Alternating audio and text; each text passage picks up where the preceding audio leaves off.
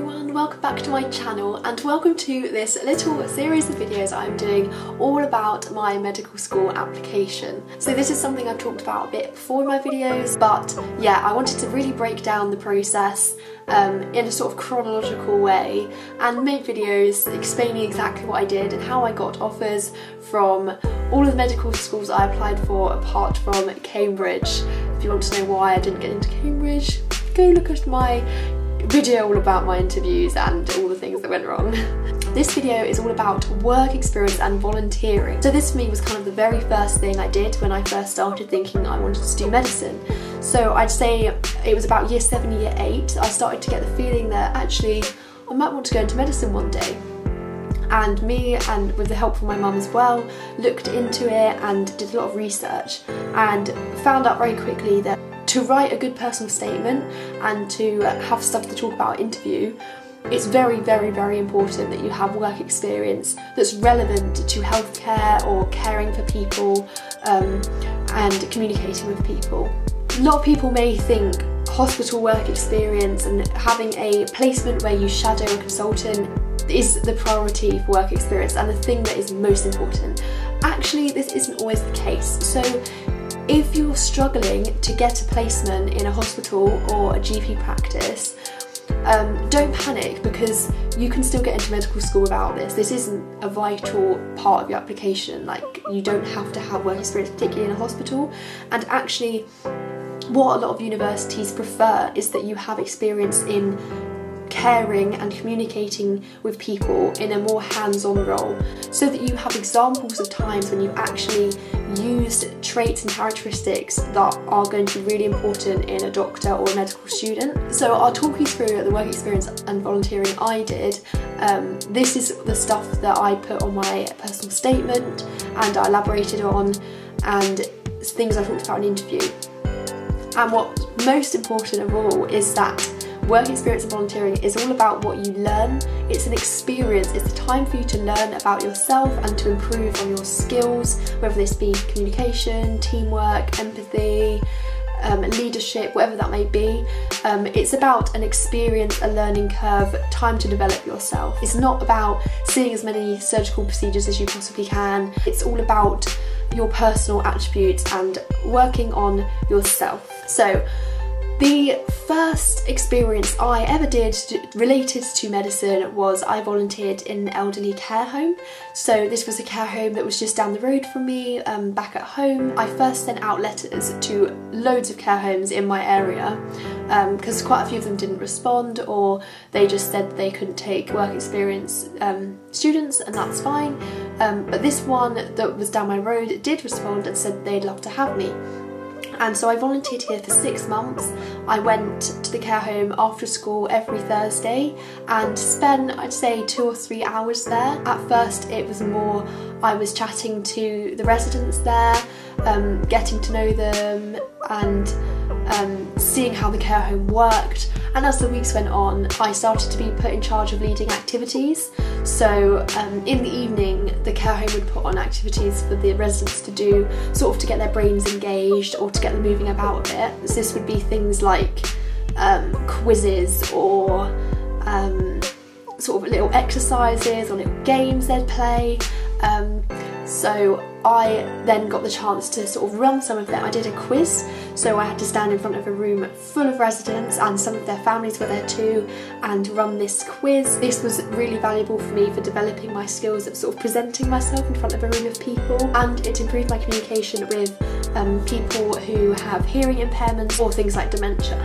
I also ran a poetry session where we would read through poems together with the residents, and we'd ask residents to remember poems from their past. This was really good in the residents who had dementia, because although their short-term memory was quite bad and they couldn't remember things that were recent to them, a lot of them could actually remember full poems from their past or their childhood, and I found that amazing. So yeah, this was my first volunteering experience slash work experience, and the important thing, which I'm going to say for all of the experiences I had, is record everything that happens. So I had a big sort of pad where I put the date every time I went, and I wrote down everything I did and everything I learnt. And you might think this is a bit kind of tedious to do every single time you go, and you might sort of be like, why am I even writing some of these details down? But actually, when I went back to look at that when I was writing my personal statement and preparing for interviews, it was really valuable to have a written record of everything I'd done and everything I'd learned, and particularly write down specific examples where you learnt something or you express the characteristic that would be important in medical school or in being a doctor. So there were times when I had to be particularly empathetic or patient, or I had to use good explanation skills to some of the residents. When I was, for example, leading an activity, having to have enthusiasm and good leadership. They were all things that I practiced while I was volunteering, and therefore I wrote them all into my book so I wouldn't forget them. What's also quite a good thing to do is to comment on what you kind of notice from what the health carers are doing. For me, some of the carers really stood out as being really understanding, and they had a really good manner with the residents, and I really appreciated that, and I wrote that down as a really good point I'd learned, sort of learning from example in a way. They were good role models for me. But then similarly, there were some carers who I thought maybe didn't communicate with the residents quite so well, or maybe they sort of seemed a bit frustrated or a bit impatient, and that helped me realise traits that wouldn't be good in a doctor or medical student. So they were also important to note down, because it shows that you can recognise good healthcare and not so good healthcare, and therefore you can put those experiences into yourself to make you a better carer for other people. So that was my first volunteering. The next thing I did was in year 10. We had a work experience week at our school, and so I arranged to spend a week at a hospital near me, and this was more of a shadowing role. So I spent a lot of time with the F1 doctor, bit of time on the ward rounds with the consultant. I sat in with some clinics with the consultant. It was all on the respiratory ward, which was really interesting.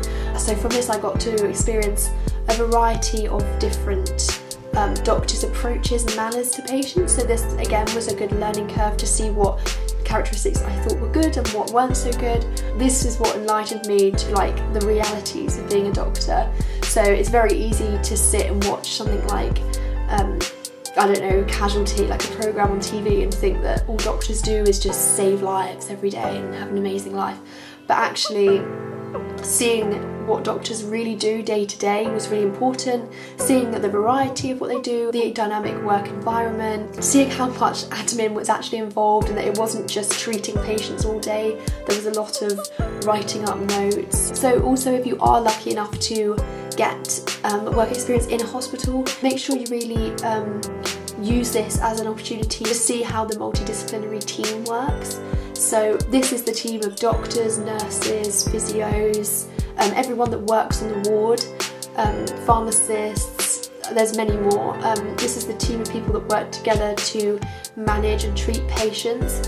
And it's important to notice that the other roles going on in the ward, because at interview you may well be asked why you want to be a doctor and not one of these other roles. So it's important to get a good grasp of the understanding of what these other roles do, so that you can actually answer that question and say why a doctor is different to a nurse and why you'd rather be a doctor than a nurse. So that's important. And yeah, it's important to see like the teamwork and how everyone works together, and it's not just doctors leading the care of patients.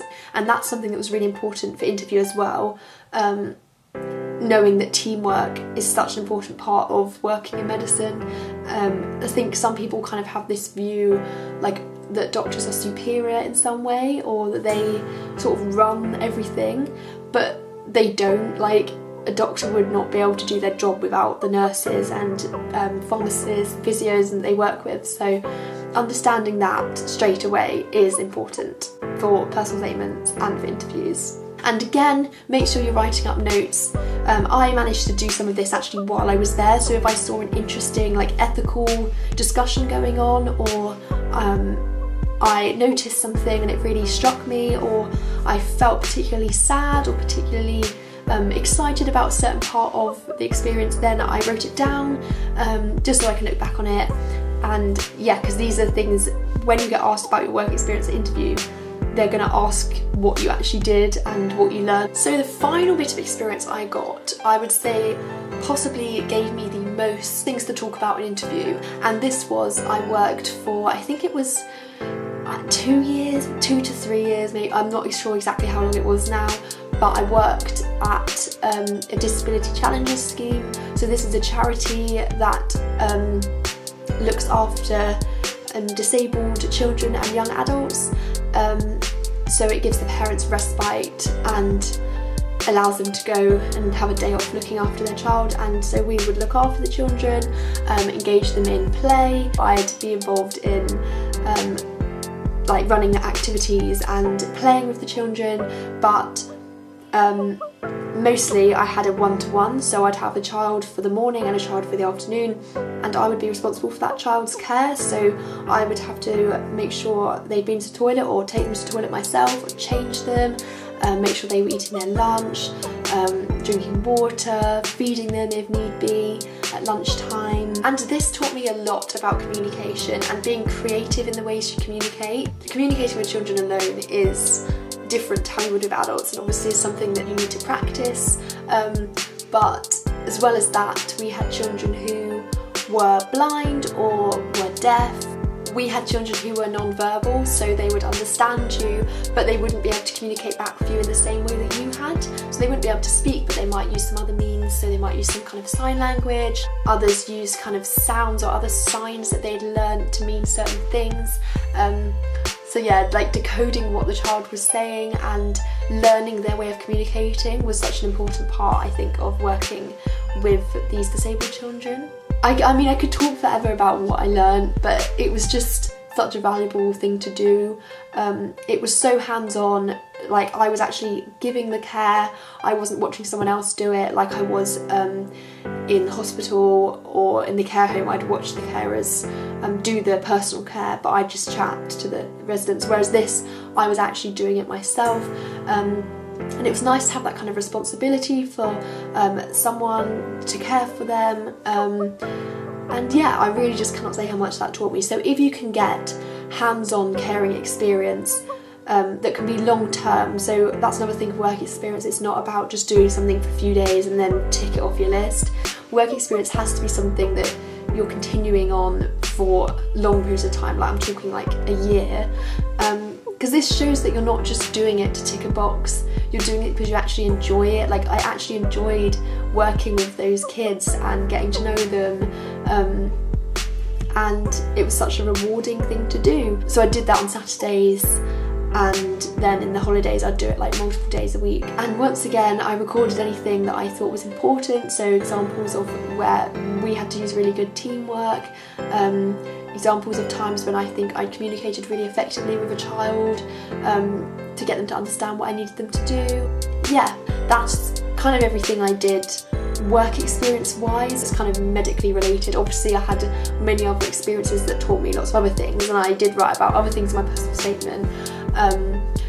And obviously any examples of teamwork, leadership, communication, empathy, all these sort of skills that like doctors are going to need, any examples of them are great. But yeah, it's important that you have healthcare experience and that it's ongoing and you're not just doing it for a few days. And yes, main tip is to record everything you do, and look early for experience. Don't sort of wait. So as soon as you know you want to do medicine, you're going to need some experience, so just get on and find it. Like, if you're doing medicine for the right reasons, it will be enjoyable and it'll be really interesting and enlightening, so it's not something to kind of dread.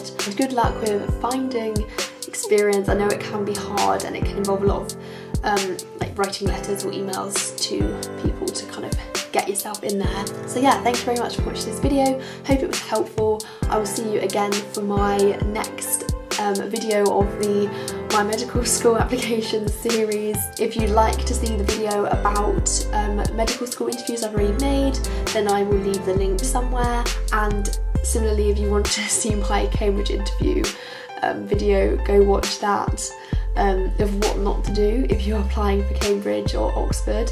And remember to give this video a thumbs up if you liked it, and subscribe to my channel if you want to see more videos like this. So yeah, thank you very much for watching, and see you very soon for the next video. Bye!